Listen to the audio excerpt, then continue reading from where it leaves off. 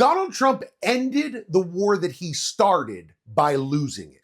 Things are worse now than they were before. Donald Trump launched a war in Iran to destroy the nuclear capabilities that he completely obliterated just a few months earlier. He also went to free the people of Iran and to bring about regime change. He accomplished approximately 0 of these goals. A Trump hasn't lost in such a humiliating fashion since Eric went on Are You Smarter Than a Fifth Grader? Donald Trump said he wanted regime change, presumably to one more friendly to the United States. Well, he managed to eliminate hardliner Supreme Leader Ayatollah Khamenei and replace him with his son, ultra-hardliner Supreme Leader Ayatollah Khamenei. It's like telling the waitstaff you're allergic to cheese and they spend $30 billion to remove the cheddar cubes from your salad, but then forget that the main course is fondue.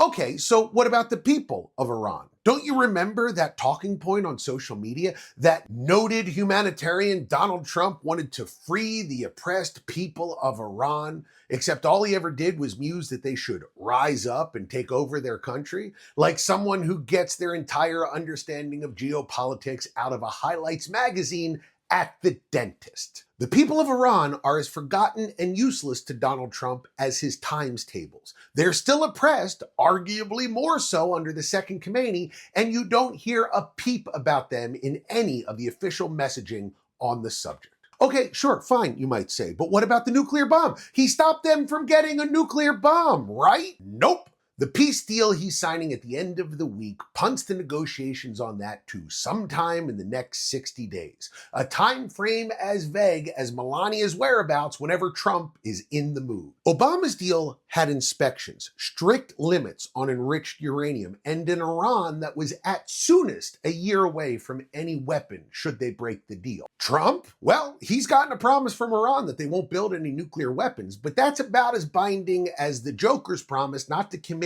any more prank-based crimes every time he's released from Arkham. What I mean is, they've always said this, and without a system of verification in place, like the one Obama had, it's completely meaningless. So, what did change thanks to this war? Well, Fox News military analyst General Jack Keane, a 4-star Army general, said Iran is very much in control of the Strait of Hormuz and that every ship passing through now needs their permission.